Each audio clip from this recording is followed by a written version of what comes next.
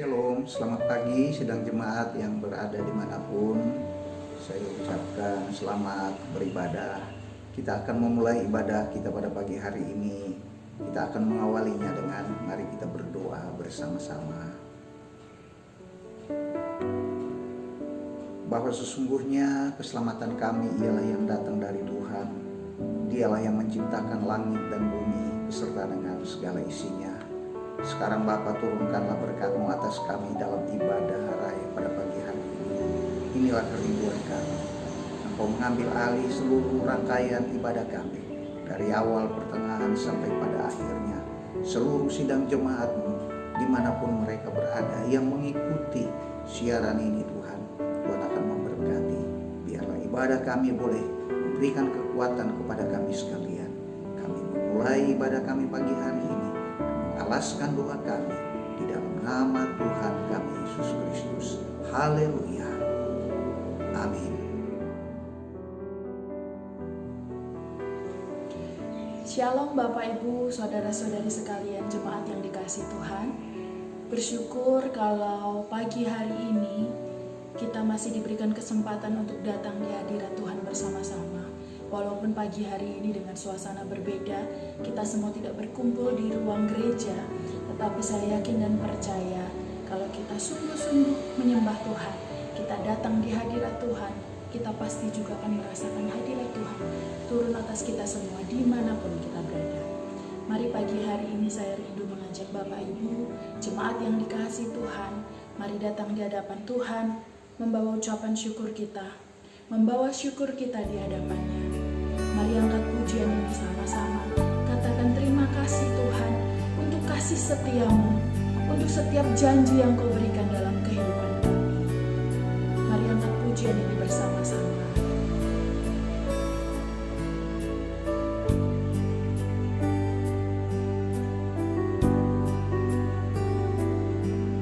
Setiap janji-Mu Tuhan, Ku simpan dalam lubuk hatiku.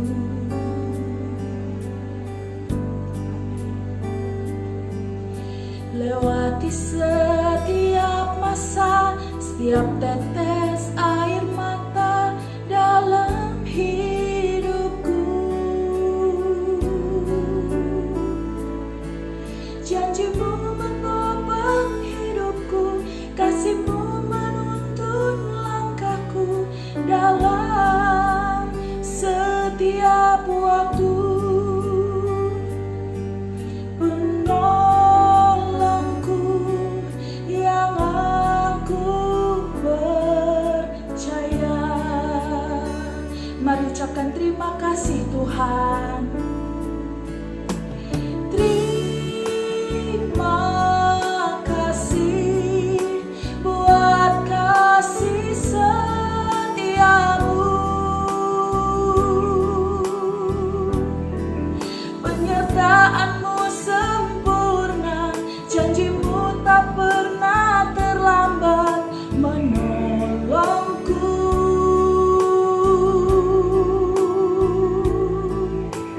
Terima kasih, ku berterima kasih buat kasih setia-Mu di dalam hidupku. Mari angkat pujian ini dari awal, katakan bersama. Setiap janji-Mu Tuhan, ku simpan dalam lubuk hatiku. Amin. Lewati setiap masa, setiap tetes air mata dalam hidupku. Janji-Mu menopang hidupku, kasih-Mu menuntun langkahku dalam setiap waktu. Penolongku yang aku percaya. Mari angkat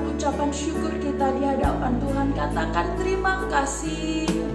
Terima kasih buat kasih setiamu.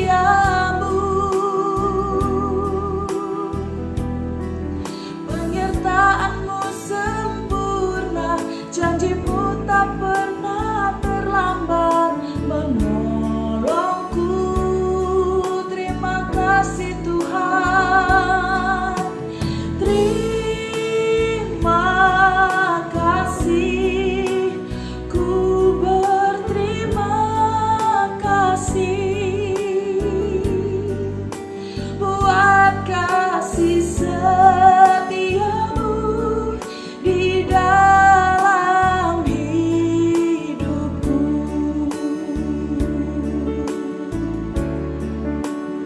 Walaupun saat ini mungkin masing-masing kita memiliki pergumulan, masing-masing kita memiliki pencobaan yang Tuhan izinkan terjadi, tetapi satu hal yang perlu kita ingat, bahwa janji Tuhan untuk selalu menyertai kita tidak akan pernah terlambat.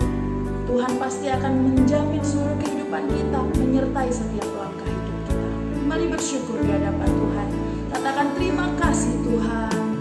Terima kasih buat kasih setiamu. Penyertaanmu sempurna, janjimu tak pernah terlambat menolongku. Amin. Terima kasih, ku berterima kasih buat kasih setiamu di dalam hidupku. Buat kasih setiamu di dalam hidupku. Sekali lagi nyanyikan, buat kasih setiamu. Buat kasih setiamu di dalam hidupku.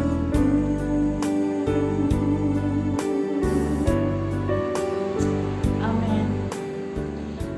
Mari terus bersyukur buat kebaikan Tuhan. Walaupun saat ini keadaan memang sepertinya sulit untuk membuat kita bersyukur, tetapi yang selalu kita ingat adalah bagaimana kebaikan Tuhan tidak pernah berhenti dalam kehidupan kita. Penyertaannya sempurna, janjinya ya dan amin. Mari bersama-sama kita akan mempersiapkan hati kita untuk memuji dan menyembah Tuhan. Sebentar kita akan diberkati melalui kebenaran firman Tuhan. Mari kita siapkan hati kita. Kita angkat pujian ini sama-sama. Bersyukur buat penyertaan Tuhan. Bersyukur buat setiap pertolongan Tuhan dalam kehidupan kita. Walaupun musim berganti, tetapi Tuhan kita adalah Tuhan yang sama.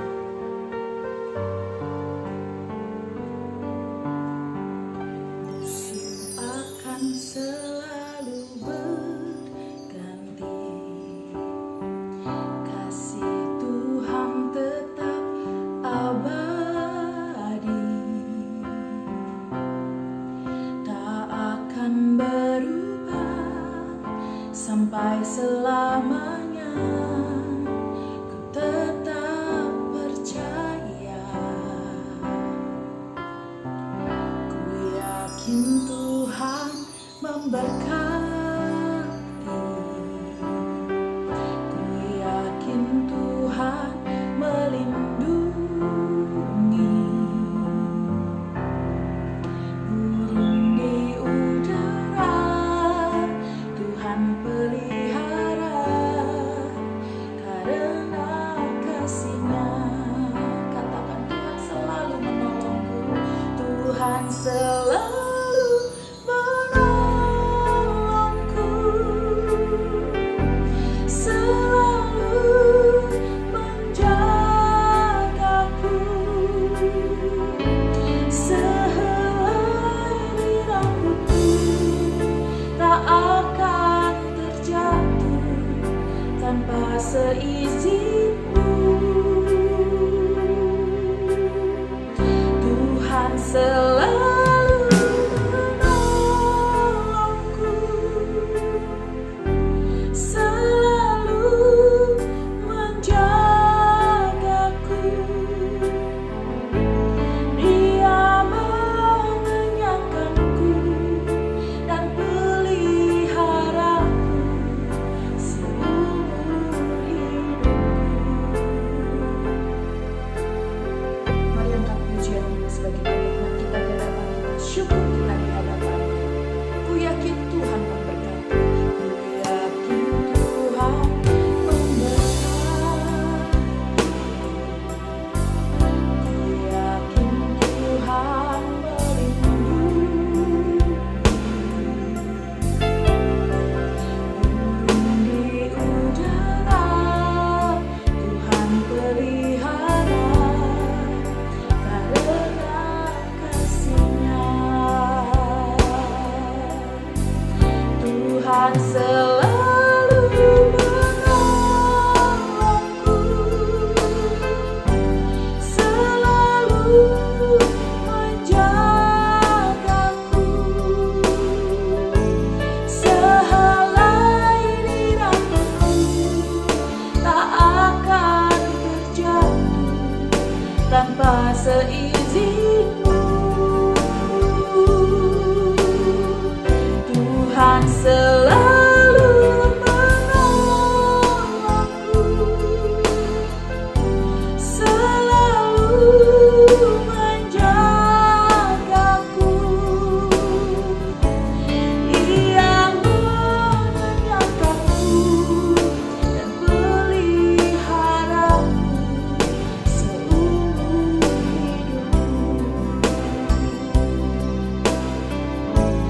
Dia mengenyangkanku dan peliharaku seumur hidupku. Dia mengenyangkanku dan peliharaku seumur hidupku. Mari tundukkan kepala bersama, mari kita akan berdoa. Bapa yang baik, terima kasih buat waktu yang indah pagi hari ini. Kalau Tuhan masih izinkan setiap kami untuk menikmati hadirat-Mu, walaupun kali ini berbeda Tuhan, kami berada di rumah kami masing-masing, kami terpisah satu dengan yang lain, tapi satu hal yang kami percaya, bahwa Engkau tetap ada di tengah-tengah kami dimanapun kami berada Bapa. Pagi hari ini Tuhan, sebentar kami akan diberkati melalui kebenaran firman-Mu. Engkau berkati hamba-Mu, Engkau lengkapi hamba-Mu, supaya firman yang disampaikan dapat memberkati setiap jemaat-Mu, menguatkan setiap jemaat-Mu dimanapun mereka berada. Engkau berkati juga setiap anak-anak-Mu, jemaat-Mu dimanapun mereka berada. Persiapkan setiap hati, pikiran, supaya fokus mereka mendengarkan firman Tuhan, supaya firman yang disampaikan tidak berlalu sia-sia, tetapi dapat bertumbuh dan berbuah, dan buahnya hanya untuk kemuliaan nama-Mu saja. Dalam nama Tuhan Yesus kami sudah bersyukur dan berdoa. Haleluya. Amin. Selamat pagi, Shalom, Bapak Ibu Saudara-saudara sekalian yang terkasih di dalam Tuhan. Setelah beberapa saat kita memuji dan memuliakan nama Tuhan, saat yang terindah pada pagi hari ini, kita akan bersama-sama belajar untuk merenungkan firman Tuhan, karena disitulah letak kekuatan kita. Pagi ini firman Tuhan akan saya sampaikan dengan sebuah tema, cara Tuhan menolong kita. Saudara-saudara yang terkasih, kita tahu bahwa manusia adalah makhluk sosial yang saling membutuhkan satu dengan yang lain, saling membutuhkan pertolongan. Ketika kita membutuhkan pertolongan dan kita tidak mampu untuk mengatasinya sendiri, tetapi ada hal yang di mana sesama kita tidak mampu menolong kita, ada hal-hal yang sulit untuk mereka bisa menolong kita, dan pada saat itulah kita membutuhkan pertolongan dari Tuhan. Pagi hari ini kita akan bersama-sama belajar tentang bagaimana cara Tuhan menolong kita. Ada banyak cara Tuhan yang Ia gunakan untuk menolong anak-anaknya. Salah satu caranya ialah menempatkan orang yang tepat pada waktu yang tepat. Landasan firman Tuhan pada pagi hari ini saya ambil dari kitab Kisah Para Rasul pasal yang kelima, ayat yang ke-34 sampai dengan ayat yang ke-42. Beginilah bunyi firman Tuhan, Kisah Para Rasul pasal 5 ayat 34 sampai dengan ayat yang ke-42. Tetapi seorang Farisi dalam mahkamah agama itu yang bernama Gamaliel, seorang ahli Taurat yang sangat dihormati di seluruh orang banyak, bangkit dan meminta supaya orang-orang itu disuruh keluar sebentar. Sesudah itu ia berkata kepada sidang, "Hai orang-orang Israel, pertimbangkanlah baik-baik apa yang hendak kamu perbuat terhadap orang-orang ini. Sebab dahulu telah muncul si Teudas yang mengaku dirinya seorang istimewa, dan ia mempunyai kira-kira 400 orang pengikut. Tetapi ia dibunuh dan cerai-berailah seluruh pengikutnya dan lenyap. Sesudah dia, pada waktu pendaftaran penduduk, muncullah si Yudas, seorang Galilea. Ia menyeret banyak orang dalam pemberontakannya, tetapi ia juga tewas dan cerai-berailah seluruh pengikutnya. Karena itu aku berkata kepadamu, janganlah bertindak terhadap orang-orang ini. Biarkanlah mereka, sebab jika maksud dan perbuatan mereka berasal dari manusia, tentu akan lenyap. Tetapi kalau berasal dari Allah, kamu tidak akan dapat melenyapkan orang-orang ini. Mungkin ternyata juga nanti bahwa kamu melawan Allah. Nasihat itu diterima. Mereka memanggil rasul-rasul itu, lalu menyesah mereka dan melarang mereka mengajar dalam nama Yesus. Sesudah itu mereka dilepaskan. Rasul-rasul itu meninggalkan sidang mahkamah agama dengan gembira karena mereka telah dianggap layak menderita penghinaan oleh karena nama Yesus. Dan setiap hari mereka melanjutkan pengajaran mereka di bait Allah dan di rumah-rumah orang dan memberitakan Injil tentang Yesus yang adalah Mesias. Bapak Ibu saudara-saudara yang terkasih di dalam Tuhan Yesus, kita melihat kisah ini berbicara tentang bagaimana murid-murid Yesus ketika mereka mengajarkan tentang kebenaran firman yang diajarkan oleh Tuhan Yesus, maka pengaruh dari mereka itu sangat besar sekali, mengakibatkan orang-orang Farisi dan orang-orang Yahudi menjadi iri terhadap mereka dan memasukkan mereka di dalam penjara. Ada banyak murid-murid Yesus yang akhirnya dimasukkan di dalam penjara. Tetapi oleh karena pertolongan Tuhan, mereka boleh dibebaskan. Nah, salah satu hal yang kita pelajari pada pagi hari ini, ketika murid-murid itu dibebaskan, maka mereka memberitakan firman Tuhan dan ada begitu banyak orang yang begitu tertarik dengan pemberitaan itu dan mereka menerima Yesus sebagai Tuhan dan Juru Selamat dalam hidup mereka. Ini mengakibatkan orang-orang Farisi, ahli-ahli Taurat, pemuka-pemuka agama Yahudi, mereka menjadi gelisah. Akhirnya mereka memanggil murid-muridnya dan mengadili mereka pada sidang agama. Bapak Ibu saudara-saudara, dalam persidangan itu tanpa disadari ada seorang yang bernama Gamaliel. Ia adalah seorang guru besar yang waktu itu punya pengaruh yang luar biasa. Dia seorang guru dari agama Yahudi yang mengajarkan dan menekankan tentang Taurat. Tetapi kita melihat bahwa cara Tuhan itu di luar kemampuan kita manusia. Ia bisa memakai Gamaliel untuk memberikan nasihat kepada pemuka-pemuka agama, orang-orang Farisi dan ahli-ahli Taurat, untuk mempertimbangkan kembali apa yang mereka sedang rencanakan. Sehingga melalui nasihat Gamaliel, Ya, kita melihat Alkitab berkata tadi, maka ayat 40 berkata, mereka memanggil rasul-rasul itu lalu menyesah mereka dan melarang mereka mengajarkan dalam nama Yesus. Sesudah itu mereka dilepaskan. Cara Tuhan menolong murid-murid ini luar biasa, di luar perkiraan kita. Tadi saya katakan bahwa cara Tuhan menolong kita itu dengan Ia menempatkan orang yang tepat pada waktu yang tepat. Saya tidak tahu hari-hari ini saudara sedang mengalami apa dalam hidup. Masalah, persoalan, sakit, penyakit yang mungkin hari-hari ini saudara-saudara tidak ada manusia yang bisa menolong. Ya, tidak ada orang yang bisa menolong kita. Tapi bagi kita orang-orang yang percaya kepada Tuhan, yakinilah bahwa Tuhan punya cara untuk menolong saudara dan saya pada waktu dan tempat yang tepat.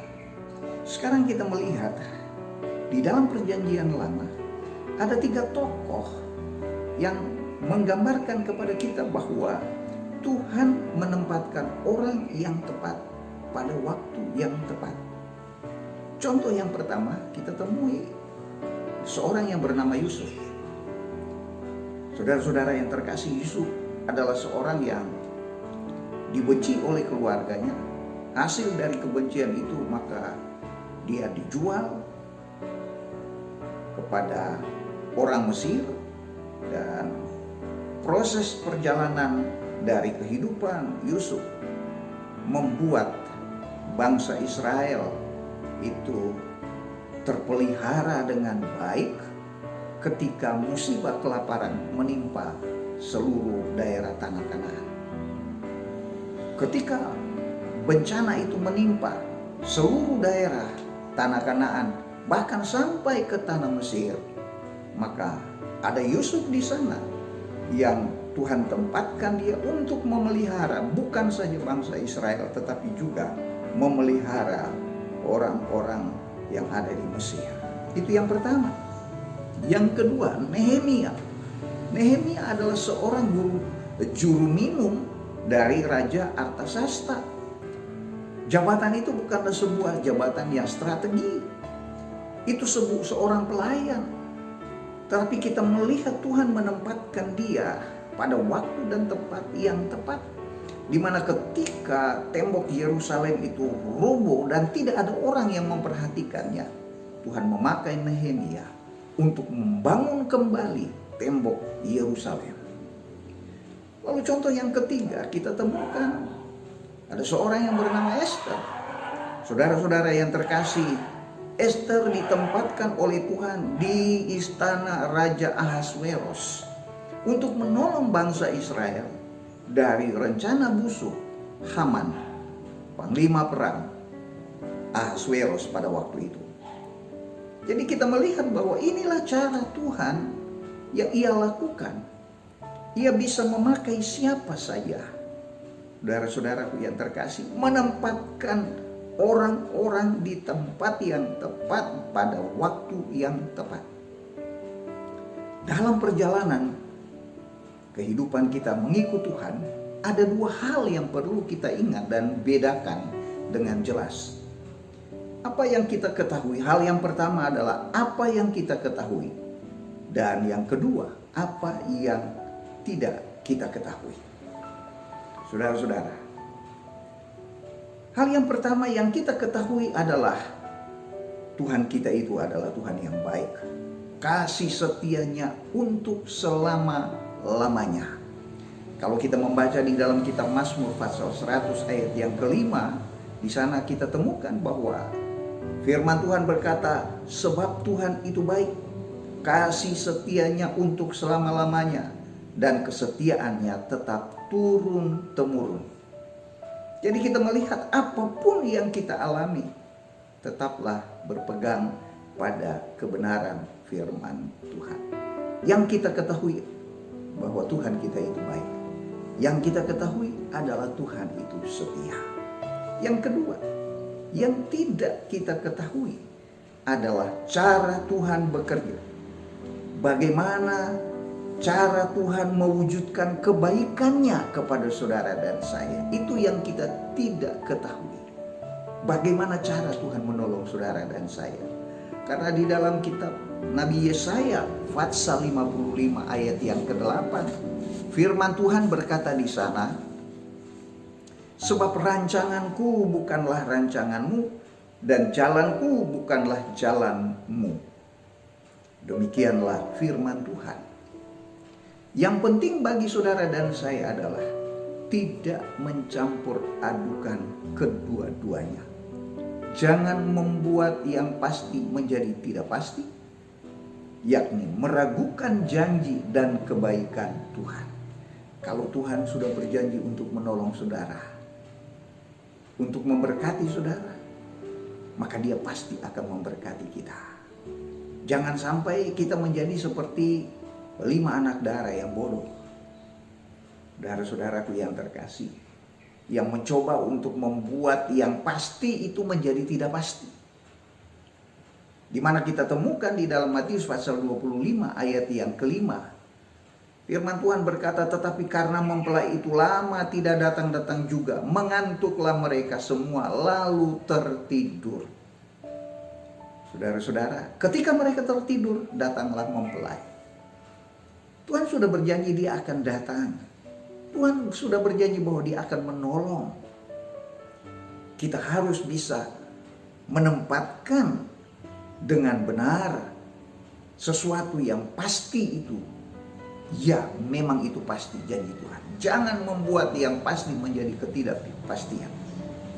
Itu sebabnya dalam Matius pasal 25 ayat 13 firman Tuhan berkata, karena itu berjaga-jagalah sebab kamu tidak tahu akan hari maupun akan saatnya. Sekarang hal yang kedua yang kita akan pelajari. Jangan membuat yang tidak pasti menjadi pasti. Yaitu dengan mematokkan cara kerja Tuhan. Jangan kita mencoba untuk mematok cara kerjanya Tuhan. Cara kerjanya Tuhan harus begini, cara kerjanya Tuhan harus begini, sesuai dengan keinginan saya, sesuai dengan kehendak saya, sesuai dengan aturan lingkungan dan situasi. Kalau kita belajar sebuah peristiwa yang terjadi di dalam kitab 2 Raja-Raja pasal yang ke-5 ayat yang ke-11, Bapak Ibu saudara-saudaraku yang terkasih. Itu peristiwa tentang Naaman, seorang panglima perang dari Aram. Saudara-saudaraku, ketika dia mendengar berita bahwa di Samaria ada seorang nabi yang bisa menyembuhkan penyakit kustanya, maka dia segera menuju ke Samaria untuk mendapatkan jawaban doa itu. Tetapi ketika dia datang menghadap nabi tersebut, yang dia temukan adalah yang mendatangi dia, yang menjumpai dia bukan nabi, tetapi pembantu dari nabi. Dengan sebuah perintah, dia harus pergi ke sungai Yordan untuk mandi di sana selama 7 kali. Lalu kalau kita perhatikan saudara-saudaraku yang terkasih, dalam dialog itu dia pulang dengan hati yang besar. Dia marah. Dia berkata begini, sangkaku nabi itu akan keluar mendapatkan aku, lalu mengangkat tangannya kepada Tuhan, berdoa untuk aku, lalu menggerakkan tangannya di atas penyakitku, lalu aku sembuh. Saudara-saudara, itu berarti Naaman mencoba mematok cara kerja Tuhan seperti yang terjadi, yang biasanya terjadi di Aram. Para tabib-tabib yang ada di Aram mungkin melakukan hal yang sama. Mereka mengangkat tangan kepada dewa-dewanya, lalu berdoa, mengulurkan tangan di atas segala sakit penyakit orang yang sakit, lalu mereka menerima kesembuhan.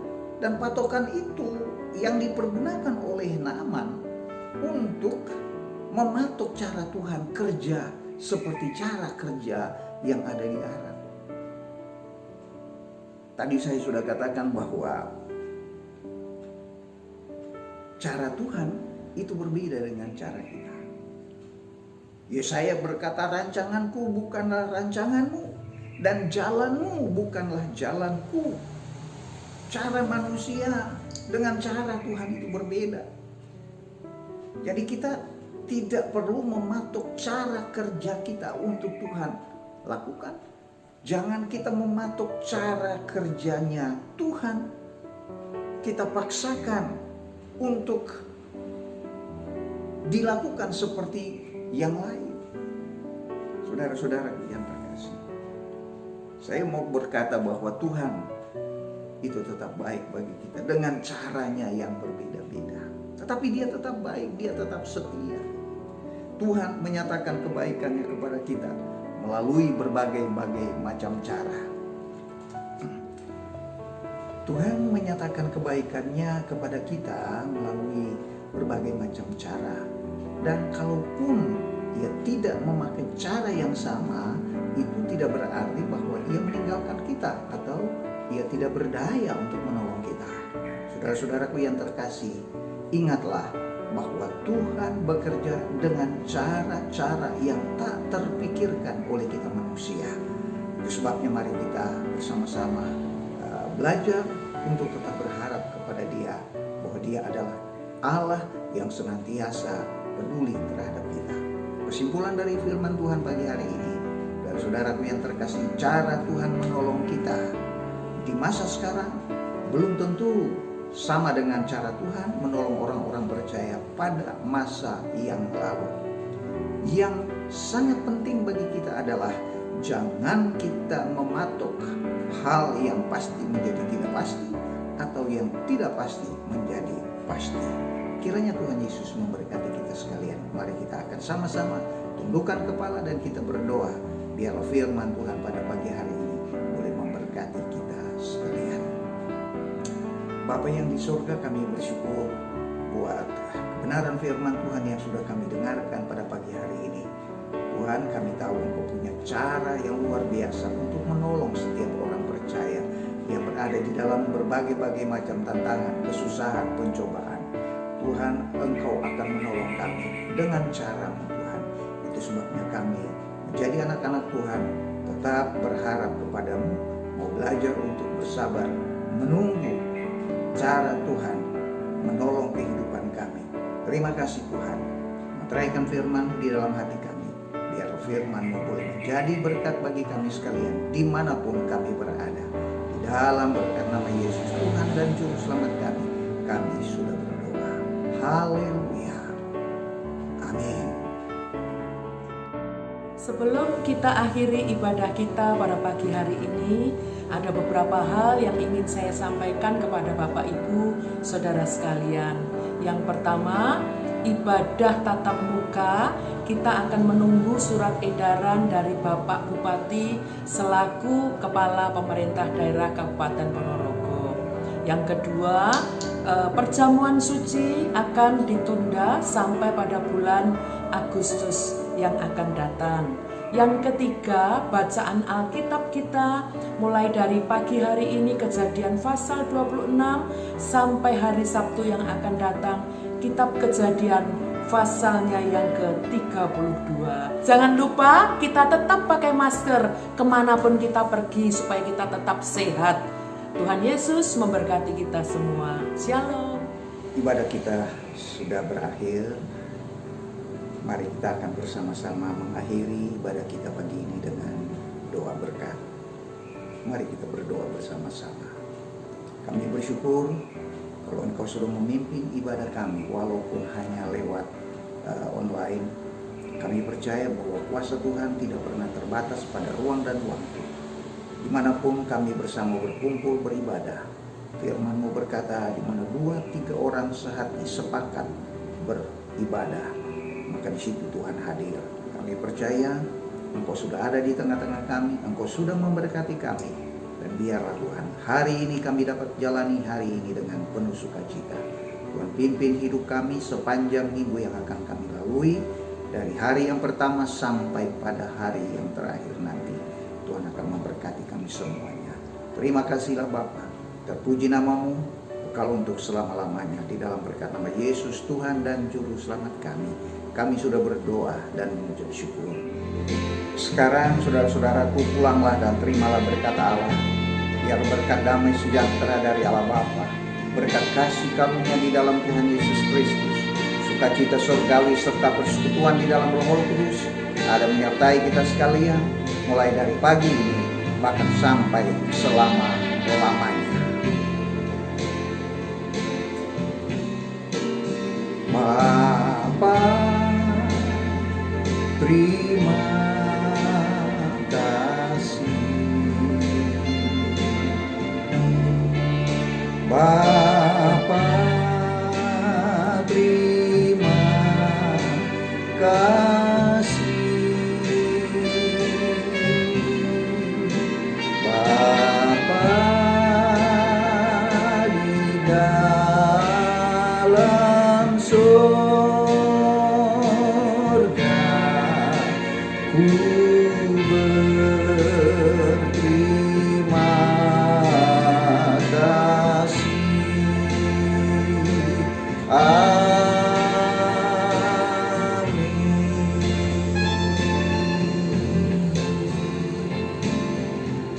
Selamat hari Minggu. Kiranya Tuhan Yesus memberkati kita sekalian. Shalom.